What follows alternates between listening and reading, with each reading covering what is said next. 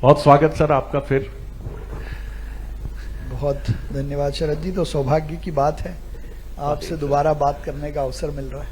नहीं सर, ये तो मेरे लिए और मैं नहीं कहूंगा भारतीय राजनीति में आप जैसे चेहरे नहीं हैं, बहुत हैं, लेकिन अच्छा लगता है जब एक पढ़ा लिखा व्यक्तित्व जो युवा है और वो अपने अच्छे करियर को छोड़कर वो चुनता है एक ऐसा कठिन मार्ग जहां दूर तक अनिश्चितता दिखती है और इसकी कोई गारंटी नहीं होती कि आप कैसे आगे बढ़ेंगे, लेकिन ये जन सेवा है जो आपको प्रेरित करती है। पहले तो मैं बधाई दूंगा कि इंदौर ने आज एक और माइलस्टोन अचीव किया है कि अब एक क्यूआर कोड होगा और आपके घर का पूरा पता होगा। क्या बात है, मैंने शायरी कर दी। इंदौर में एक क्यूआर कोड होगा और घर का पूरा पता होगा और नगर निगम को ये सब मालूम होगा और आपका काम फटाफट होगा। जी भैया, ये चारों लाइन रिकॉर्ड कर लो, ये टैगलाइन रहेंगी अपनी। तो सर ये पहले तो इसी के बारे में बताइए जिसका आप उद्घाटन करके आ रहे हैं और it's a first of its kind. Indore के माथे का एक और ये तिलक है, सेहरा है कि आप देश के पहले शहर हैं इंदौर जो प्रधानमंत्री के ड्रीम प्रोजेक्ट से जुड़े हैं। तालियां तो बजाइए सर। सबसे पहले तो बंसल न्यूज का बहुत धन्यवाद कि आज इंदौर के लिए वाकई में ये बहुत ऐतिहासिक दिन है जब हम क्लीन सिटी से डिजिटल सिटी की तरफ लीप कर रहे हैं। टेम्पो वाला शहर 31 मई मां अहिल्या की जयंती पे मेट्रो वाला शहर हो गया और आज ये क्लीन सिटी डिजिटल सिटी के लिए भी लीप कर रही है। तो आज ही के दिन बंसल के माध्यम से मैं पूरे देश को ये बताना चाहता हूं कि जैसे फेसबुक पे, व्हाट्सएप पे, ट्विटर पे हमारी अपनी एक डीपी होती है, हमारी प्रोफाइल होती है, तो हर घर की अपनी एक डीपी जिसको हम कहते हैं डिजिटल पता। तो इंदौर के हर घर की डीपी लगाने का काम हमने आज से शुरू कर दिया है। ये डीपी हर घर के बाहर दरवाजे पर लगी होगी। उसमें उस घर को एक यूनिक आइडेंटिफिकेशन नंबर मिलेगा, एक क्यूआर कोड स्कैनर रहेगा और वो जो यूनिक आइडेंटिफिकेशन नंबर है वो नंबर उसका खुद का डिजिटल पता भी होगा। नगर निगम की जितनी सुविधाएं हैं, टैक्स भरना है, बाकी विभागों में जानकारी लेनी है, ग्रीवांस रिड्रेसल करना है, वो सब आप अपने घर के बाहर दरवाजे पर उस क्यूआर कोड को स्कैन कर सकते हैं।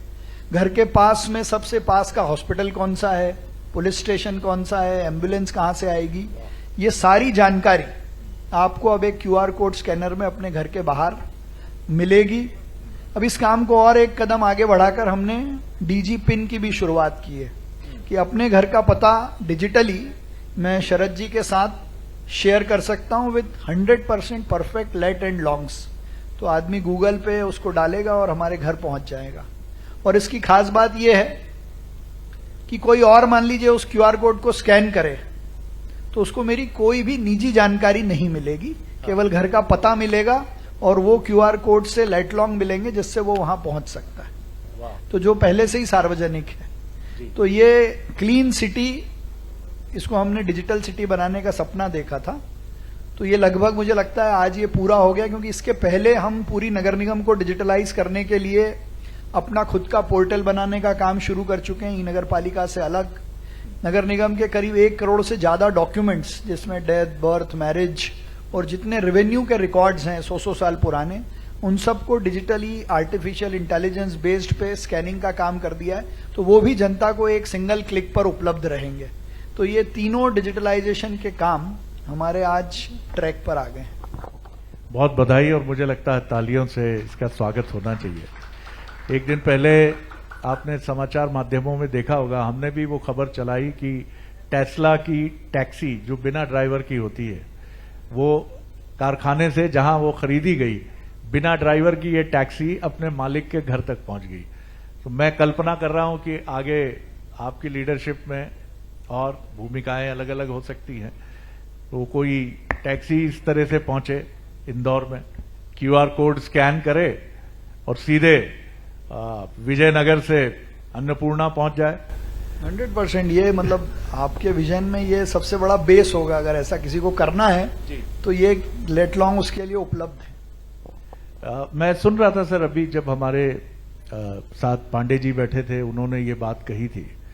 उन्होंने कहा कि इंदौर एक ऐसा शहर है जहां आप एक विचार रखिए। मैं करीब करीब 20 साल पहले यहां फ्री प्रेस में कुछ अरसा मैंने काम किया, तो मुझे इंदौर का कल्चर कैसा प्रोएक्टिव है। कुछ मेहमान अचानक आ गए, जेब में पैसे नहीं थे, फ्री प्रेस के सामने हमने उनको बिठाया, सर्दी के दिन थे, तो सरसों का साग और मक्के की रोटी।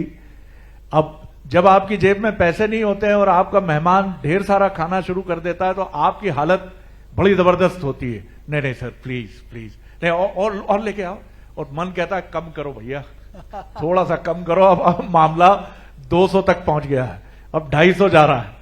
तो मेरे एक दोस्त भी थे, उन्होंने कहा शरद मैं तेरे गेस्ट संभालता हूं, तू जाके काउंटर पे बोल कि हम फ्री प्रेस में काम करते हैं, अभी हमारे पास पैसे नहीं है, हम बाद में दे देंगे।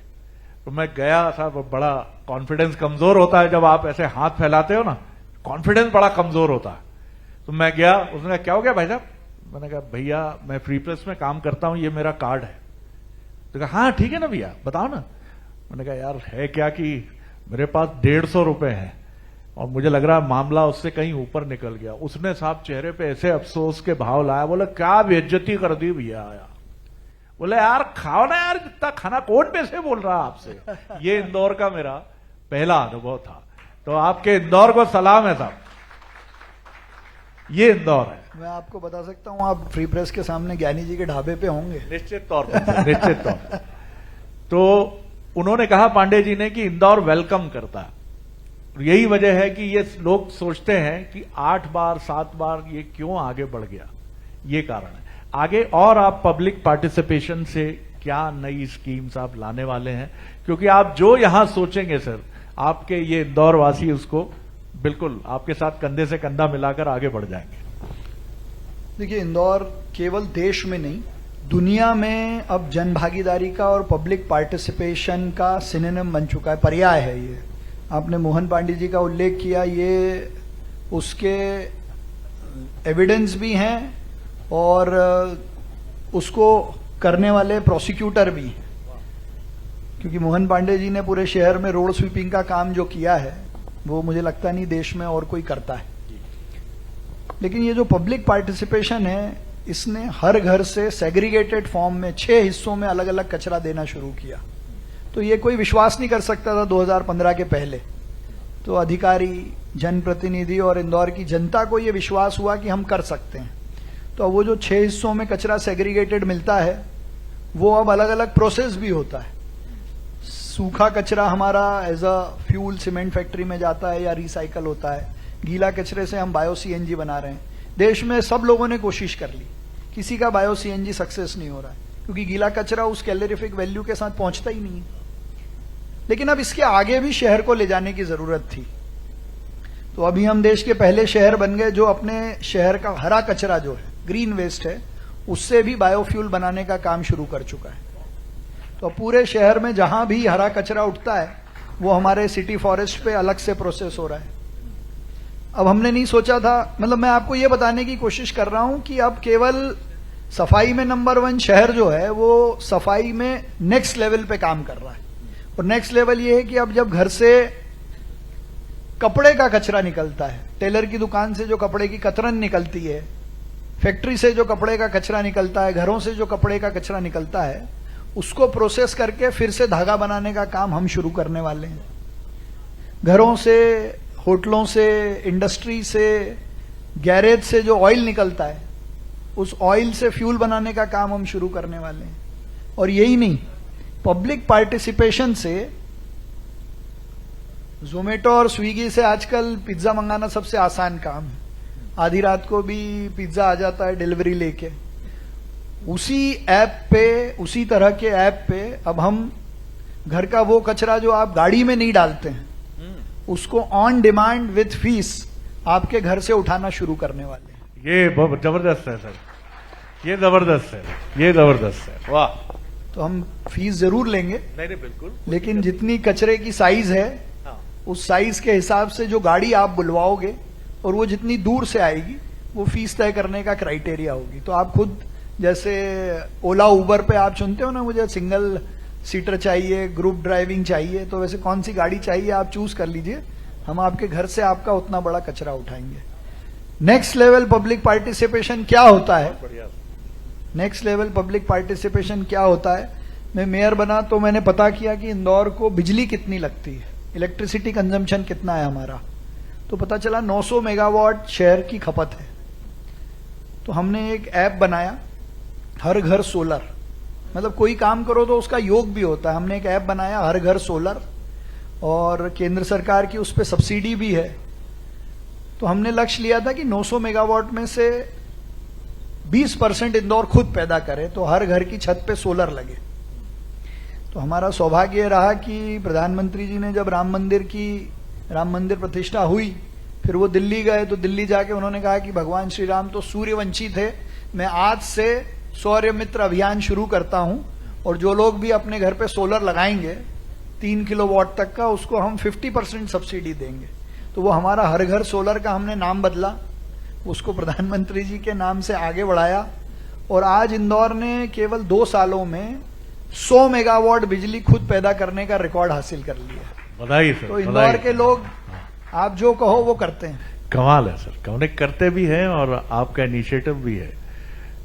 एक जो बड़ा हमला है इंदौर पे सर, एक तो ट्रैफिक है, दूसरा हरियाली जो बची खुची थी, हमारी डेवलपमेंट स्कीम्स उस पर जाने अनजाने में निशाना साध रही हैं। और अब मुझे बहुत तकलीफ होती है क्योंकि इस शहर से बहुत इमोशनल रिश्ता है मेरा, मेरे बहुत अच्छे दोस्त हैं, मैंने काम किया यहां। जब मैं देखता हूं कि बड़ा खराब शब्द है वो, टल्ली लड़के और लड़कियां ड्रग्स लेते हुए रेव पार्टी में मिले, ये एक आक्रमण है, सांस्कृतिक आक्रमण है जो हमारे ऊपर हो रहा है।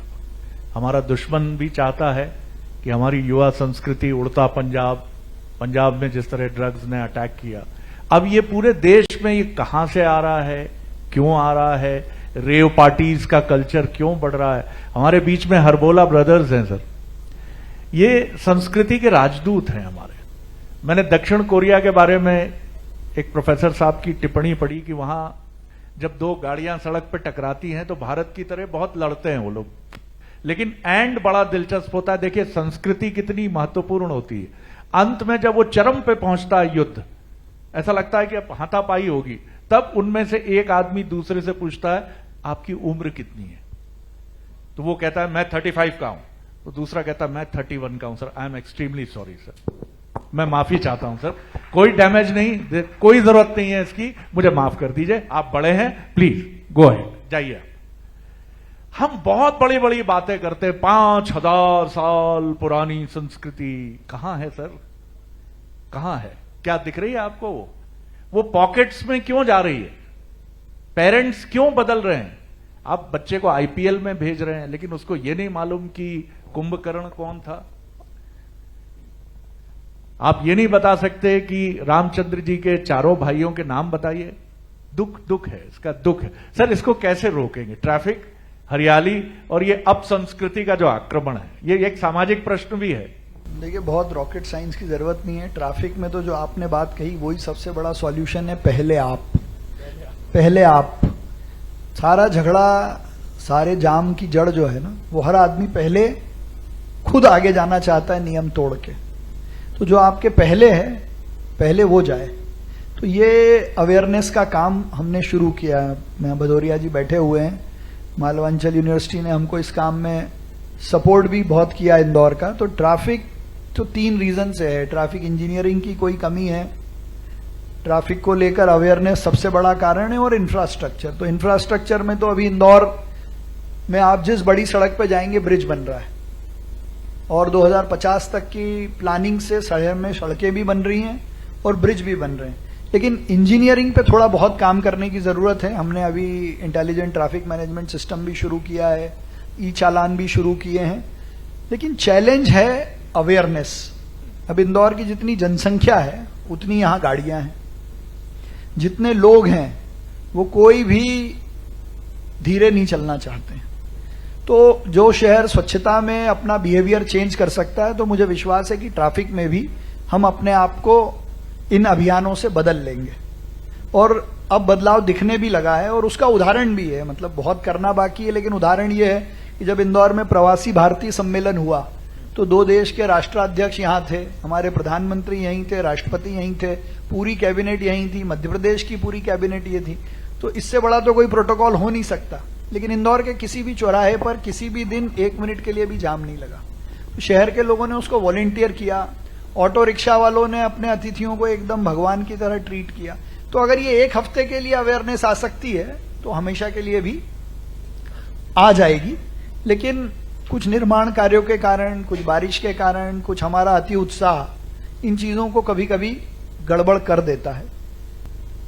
हरियाली सर वो हम कहीं से जंगल कहीं से ला के अब नहीं लगा सकते इंदौर में। ये इंदौर ने करके बता दिया। मतलब आप अब इसका एग्जाम्पल कोट कर सकते हो कि पिछले 4-5 सालों में हमारा ग्रीन कवरेज था 9% जब मैं मेयर बना, और नॉर्मली किसी भी शहर का ग्रीन कवरेज 14% होना चाहिए। इंदौर देश भर में अभी 19वें 20वें नंबर पे था, लेकिन अभी हमने 2022 में करीब 4-1 लाख पौधे लगाए जो अभी यथावत हैं। 2023 में भी 3-1 लाख पौधे लगाए, और पिछले साल तो इंदौर ने एक साथ एक दिन में 12,40,000 पौधे लगाने का वर्ल्ड रिकॉर्ड बनाया, और वो 12,40,000 यथावत है। मतलब ऐसा नहीं है कि उसमें से कोई कम हो गया हो। इनकी मॉनिटरिंग आप कैसे करते हैं? इनकी सारी मॉनिटरिंग जियो टैगिंग हो रही है। जो हमारे रेवती रेंज पर हमने लगाए उस समय माननीय कैलाश जी ने ये संकल्प लिया था, तो वो 12,40,000 एज इट इज हैं। उनको पानी नहीं था तो हमने रीयूज की वाटर लाइन डाली है, जहां हमारा सीवरेज ट्रीटमेंट की लाइन है, वहां से करीब 12-13 करोड़ खर्चा करके लाइन डाली, तो वो यथावत जीवित रहेंगे। फिर कई सारे हमने अपने बायलॉज भी चेंज किए। अभी जैसे पहले कॉलोनी की परमिशन होती थी तो 5 गार्डन थे, सब लोग लॉन बना देते थे। अभी हम ये कंपलसरी कर दिया है कि 5 में से 1 डेंस फॉरेस्ट होगा। 100 हमने इंदौर में जगह नहीं है, लेकिन 100 मियावाकी फॉरेस्ट की जगह निकाली, आधा एकड़ की, तो उसमें से 60 हमारे डेंस फॉरेस्ट तैयार हो गए। तो अब ये नई पीढ़ी में पेड़ों को लेकर तो बहुत सजगता है। और हम इसके ऊपर की बात आपको बताता हूं, कार्बन न्यूट्रल करने के लिए केवल पेड़ लगाने से काम नहीं होगा। ये इंदौर की जनभागीदारी का भी मॉडल है, और इंदौर असंभव काम को संभव कर सकता है। हमने एक प्लान किया कि इंदौर शहर की बिजली की खपत, शहर की, किसी घर की नहीं, उसको 10% से कम करना है। बहुत जरूरी है। तो अभी तो हमने उसका ट्रायल किया था, उसको सक्सेस रहा। रोज कितना होगा पता नहीं है। तो हमने लक्ष्य लिया, इंदौर के हर स्कूल में गए, हर बच्चे को टारगेट दिया कि अपना घर और अपने पास के 10 घर का जनवरी-फरवरी के महीने का बिजली का बिल 10% से कम करना है। बिजली का बिल कम करना मतलब कोयले का कंजम्पशन कम होगा। तो जनवरी-फरवरी 2025 में इंदौर शहर ने शहर का 1,50,00,000 यूनिट बिजली का बिल कम किया है। इतना कोरोना में भी कम नहीं हुआ था, जब फैक्ट्रियां कम बंद थी। तो ये अवेयरनेस से किया। अब इसका मतलब ये हुआ कि 12,000 पेड़ 25 साल की उम्र के हमने डायरेक्ट लगा दिए हैं। ये इतनी यूनिट्स हैं। तो ये ऐसे इनोवेटिव प्रयास भी हमको करने पड़ेंगे। बहुत अच्छी बात है। और कार्बन का जो उत्सर्जन है, कार्बन क्रेडिट की जो बात है, थोड़े आपको जटिल सब्जेक्ट लगते हैं, लेकिन आज दुनिया में इसकी चर्चा है। थोड़े से अलग सवाल भी हो जाए, काम तो आप आला दर्जे का कर ही रहे हैं। राजनीति की राहें आसान नहीं होती, हम सब जानते हैं, और फिर इसमें कई सारे चैलेंजेस होते हैं, नियम हैं, प्रक्रियाएं हैं। इसमें आपका जो कोमल मन है, वो कोमल मन जब कभी पीड़ा में आता होगा तो कैसे, क्या रास्ता ढूंढते हैं आप खुद को फिर चेयरफुल करने का? क्योंकि मैं आपको देखता हूं कि काफी आप अपने को सहज रखते हैं। मैंने कभी सार्वजनिक मंचों पर आपको डांटते हुए नहीं देखा, जबकि मैंने देखा है कि कई बार ये दृश्य बन ही जाते हैं। हम ही ऑफिस में बैठे हैं, कब आवाज ऊंची हो जाती है मालूम नहीं पड़ता, सामने वाला बताता है जो शुभ चिंतक है, सर बहुत जोर से बोल रहे हैं, बाहर लड़के चिंतित हो रहे हैं कि घर में कुछ आज सब ठीक ठाक है, तो कैसे अपने को कूल रखते हैं आप? तो देखिए, हर फील्ड के अपने चैलेंज हैं, लेकिन मुझे लगता है कि slow and steady wins the race. और दूसरा ये है कि अगर आपका ऑब्जेक्टिव ठीक है, रास्ता ठीक है, तो देर सवेर काम 100% होगा। और राजनीति का काम फॉलो अप का है, बहुत जोर से बोलने से भी काम नहीं होगा। धीरे धीरे, जैसे मैं अपने 3 साल का खुद का लाइव एक्सपीरियंस आपसे शेयर कर सकता हूं कि नगर निगम में 2-3 महीने तक तो चीजें ही समझ में नहीं आई थी, लेकिन जब आप अपनी समझदारी से चीजों को जल्दी समझ लेते हैं, उनको एक बार ग्रास्प कर लेते हैं, तो फिर रास्ते बहुत जल्दी से निकलते हैं और वो परमानेंट रहते हैं। और दूसरा ये है कि राजनीति में आपसे पहले भी लोगों ने काम किया है, तो उस काम के अच्छे काम को आगे बढ़ाना, उसमें से जो चीजें ठीक नहीं है उनको ठीक करते रहना, और सबको अच्छे भाव से कॉन्फिडेंस में लेके रखना। और विनम्रता से मैं ये मानता हूं कि सब काम हो सकता है। उसके लिए एक चीज की जरूरत है कि आपको लिखते और पढ़ते रहना पड़ेगा। मतलब विनम्रता वो लोग छोड़ देते हैं जिनको थोड़ा लिखने पढ़ने की कमी हो, थोड़ी ज्ञान की कमी हो। अगर आपको पता है कि मेरे चिल्लाए बिना भी काम हो जाएगा, ये कभी ना कभी तो हो ही जाएगा, तो आपको फ्रस्ट्रेशन नहीं आता। ये अच्छा मंत्र है सर, मैंने तो सीखा इससे कि बिना चिल्लाए भी काम हो सकता है। पतियों को बहुत ध्यान में रखना चाहिए, और जिनकी पत्नियां ज्यादा जोर से बोलती हैं उनको भी ध्यान में रखना चाहिए। ऐसा नहीं है, क्योंकि मैं आपकी बात से बिल्कुल सहमत हूं। नारी सशक्तिकरण हमेशा रहा है। हमें कभी भी भगवान शिव की वो मैं तस्वीर नहीं भूलता कि मां काली के क्रोध को शांत करने के लिए वो उनके सामने लेट गए हैं कि मां शक्ति रुको। सर, एक और बड़ा चैलेंज आता है, राजनीति में भी खूब है, ब्यूरोक्रेसी में भी खूब है, और हमारे समाज में भी खूब है। शायद ये अंग्रेज हमको विरासत में दे गए, चापलूसी। जब आप किसी बड़े पद पर आते हैं तो एक ऑफिस है, तो ऑफिस में एक रैकेट खड़ा हो जाता है, कुछ अमोल पालेकर पैदा हो जाते हैं, 14-14 घंटे बैठे रहते हैं ऑफिस में। आप बॉस निकला, अरे तुम गए नहीं? सर मैं तो यहीं रहता हूं सर, काम ही अच्छा लगता है सर, घर अच्छा नहीं लगता सर। ऐसे लोग भी मिलेंगे। अब आप बड़े इंप्रेशन में आ जाते हो कि अरे साहब ये तो बंदा यहीं बैठा रहता है, ब्रश भी यहीं कर रहा था सुबह और अभी भी बैठा हुआ है। फिर कुछ लोग ये चाहते हैं कि आप उनकी निगाह से ही देखें। सर मैं रिक्वेस्ट करूंगा सर, थोड़ा सा इनके बारे में फिर मुझसे लीजिएगा सर। ऐसे लोगों से बचना आपने क्या, इसका भी कोई नुस्खा ढूंढा सर? मुझे ऐसा लगता है कि ये तो थोड़ा भाग्य से ही भगवान करवाते हैं, और जो जितना कम चापलूसों के चक्कर में फंसता है, क्या बात, उसकी लाइन उतनी बड़ी हो जाती है। फिर भगवान ने तय किया होगा कि फंसाना है, क्योंकि कब आपको अच्छी बातें बहुत अच्छा प्रभावित करने लग जाएं, तारीफ अच्छी लगने लग जाए, तो फिर ये तो मतलब भगवान ने अगर चाह लिया है कि अब यहाँ लाइन खत्म करनी है तो हो ही जाएगी। बहुत बढ़िया। मेरी सर सबसे बड़ी क्रिटिक मेरी वाइफ है, सबसे बेहतरीन आलोचना का जो डोज। मेरी भी। क्या बात है सर, मतलब सारे बुद्धिमान लोगों के साथ थोड़ा अगर आप सहमत हो, मुझे भी मानते हो, तो हम सब मतलब एक ही कश्ती के हम सफर है। नहीं, और इसलिए नहीं कि घर में रहना है, इसलिए कि इसलिए कि उसकी की हुई क्रिटिक, उसके दिए हुए सुझाव हो सकता है उस समय अच्छे नहीं लगते हैं, लेकिन बाद में परिणाम उसी आधार पे आते हैं। बिल्कुल सही बात है। एक बार मैं सर बहुत नाराज हुआ, बड़ी दिलचस्प बात है। मैंने कहा जब देखो, जब टेलीविजन से निकले टाई ठीक नहीं थी, आज जैकेट के साथ पैंट का कॉम्बिनेशन नहीं था, आज भी मुझे पड़ेगी डांट, मुझे मालूम है, घर जाऊंगा तो मैं। तो उन्होंने कहा शरद जी, कोच आपको कैसे समझाएगा? मैंने कहा आप मेरी कोच हैं? उन्होंने कहा बिल्कुल है कोच। तो कोच आपको ऐसे तो नहीं बोलेगा कि विराट जी बैट को थोड़ा सा पीछे रखिए ना, विराट जी बैक लिफ्ट कमजोर हो रही है, विराट जी प्लीज मैं आग्रह कर रहा हूं, मर जाऊंगा विराट जी, बैट को ऐसे करिए। तो मेरे पास कोई जवाब नहीं था। मैंने कहा कोच तो ऐसे ही बोलेगा कि कहां भैया, क्या गड़बड़ कर रहे हो, आजकल बैक लिफ्ट जा ही नहीं रही है आपकी। तो ये सही बात है। आप कितना उनका सहयोग आपके साथ रहता है इस मायने में कि आपकी दुनिया अब सार्वजनिक दुनिया है, लोगों की सेवा, उनके साथ काम करना, उनके साथ लगे रहना, और इसके बीच में घर में बच्चे, कई बार इमोशनल मैडम को भी जरूरत होती होगी कि भैया आज मेरा भी मूड ठीक नहीं है, और ये मूड तो मेरे पतिदेव ही ठीक कर सकते हैं। ऐसे में कैसे समय निकालते हैं, उसके लिए कैसे वक्त ढूंढते हैं आप?